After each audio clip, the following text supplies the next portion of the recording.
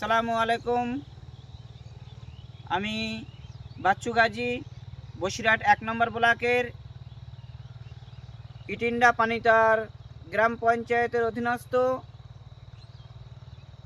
ইটিন্ডা মৌজায় আমার পিতা করিম গাজীর ক্ষেতে আমার প্রতিবেশী নাসিরউদ্দিন ভাইয়ের উদ্যোগে কেজি সরিষা, যার উদ্যোগে আমরা চাষ করেছি কেজি সরিষা, সুদূর নদিয়ার বিকাশদার নার্সারি থেকে আমরা এই বীজ সংগ্রহ করেছি। এটা একটা প্রথম পদ্ধতি চাষ, যেটা দেখে আমরা খুব ভালো লেগেছে বলে আমি এই চাষ শুরু করেছি।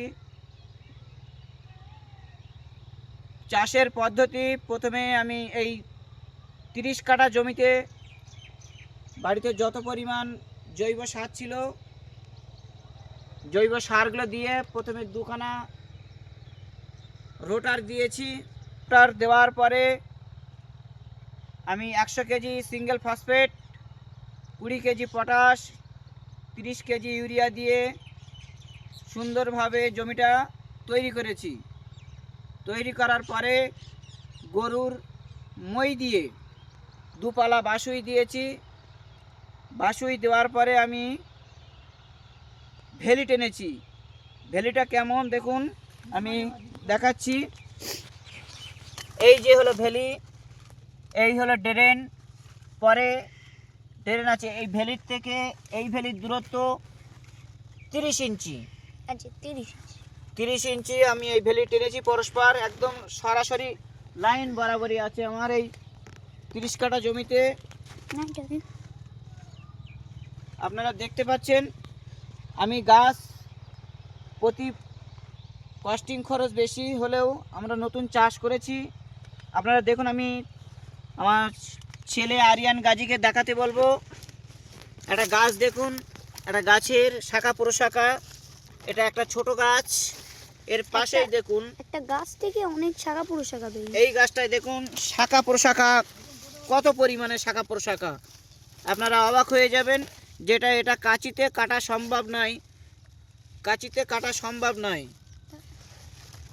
আপনারা দেখুন একটা গাছের শাখা প্রশাখা, প্রত্যেকটা শাখা প্রশাখায় আপনারা দেখুন কি পরিমাণে ফুল আছে, এবং ফুল থেকে দেখুন কি পরিমাণে থোকা থোকা, কি পরিমাণে থোকা থোকা দেখুন সরিষা সরিষা হয়েছে, যেটা কেজি সরিষা বলে আমরা এই চাষ করেছি। একটা গাছ দেখুন, আমি পাজা মেরে এরকম এক পাজায় আমি ধরতে পারবো না যে গাছটা আছে। দেখুন আমি একটা গাছ, এটা কিন্তু একটাই গাছ, আমি ফুল আছে তবুও ধরছি। একটা গাছ, এই দেখুন আমি ধরেছি একটাই গাছ, কিন্তু এখানে যেটা আমার পাজা মেরে ধরা ক্ষমতা নেই। এবং এই গাছের দেখুন, গাছ থেকে গাছ, এখানে দেখুন এই যে গাছ, এই গাছের দূরত্ব 3 ফুট,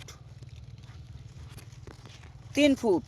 এবং এই গাছ, এই গাছ থেকে এই গাছ থেকে এই গাছ, সোজা কথা, এই গাছ থেকে এই গাছ 30 ইঞ্চি, অর্থাৎ 2.5 ফুট দূরত্বে আমি এই বীজ রোপণ করেছি। যেটা এটা একটা ব্যয়বহুল ফসল।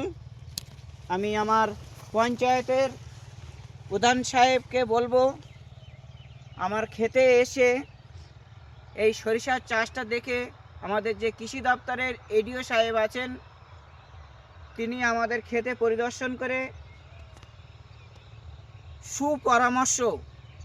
সুপরামর্শ দেওয়ার জন্য, যে এই পদ্ধতিতে চাষ করলে আগামী দিনে আমার কৃষক বন্ধুরা আরও উৎসাহিত হয়ে এই সরিষার চাষ করে আমাদের বাংলাকে ভোজ্য তেলের যে বিশাল চাহিদা, ভিন্ন জেলা বা ভিন্ন রাজ্য থেকে যেন সংগ্রহ না করতে হয়।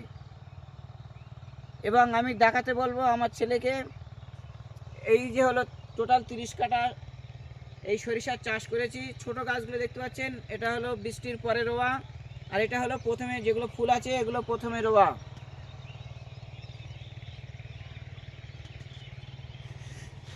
এবং এই গাছটা দেখুন, আমি একটা ছোট্ট গাছ দেখাচ্ছি যেটা 40 দিন বয়স এখন। গাছের গোড়াটা দেখুন, অন্তত 30 থেকে 40টা শাখা আছে, শাখার থেকে আবার প্রশাখা বার হচ্ছে। এই হলো একটা গাছের দেখুন, এখন মাত্র 4 ফুট আছে। এতে 4টে জলসেচের সম্ভাবনা লাগে এবং এর ফাঙ্গাসাইড রোগ আছে, সেগুলো একটু স্প্রে করতে হয়। তাই আমি এডিও সাহেবের কাছে অনুরোধ করব বা প্রধান সাহেবের কাছে অনুরোধ করব আমাদের আরও পরামর্শ দেওয়া, যে এই চাষ আরও কীভাবে এগিয়ে নিয়ে যাওয়া যায় এবং আগামী দিনে এই চাষ যাতে আমার চাষি ভাইরা আরও বাংলায় এই চাষ করতে পারে, তার জন্য আমি বিশেষভাবে আবেদন রাখছি কর্তৃপক্ষের কাছে। এবার গাছগুলো দেখুন, আমি যেখানে দাঁড়িয়ে আছি এই গাছটা 5 ফুটের উপরে হাইট আছে। এই দেখুন, এই একটা গাছ পাশে আছে, এটা 6 ফুটের উপরে, এটা 6 ফুটের উপরে চলে গিয়েছে, যেটা 7 ফুট আমার বলে দিয়েছিল, 6 থেকে 7 ফুট হবে। এই গাছগুলো দেখুন, আমি একটা গাছ, এসব গাছগুলো একটাও পাঁচা মেরে ধরতে পারবো না। এই কিন্তু একটা গাছ, গাছের গোড়াগুলো দেখুন, আবারও দেখাচ্ছি আমি। এই একটা গাছের শাখা প্রশাখা দেখুন কতটা বড়। এগুলো একটি খুব ভালো জাতের সরিষা।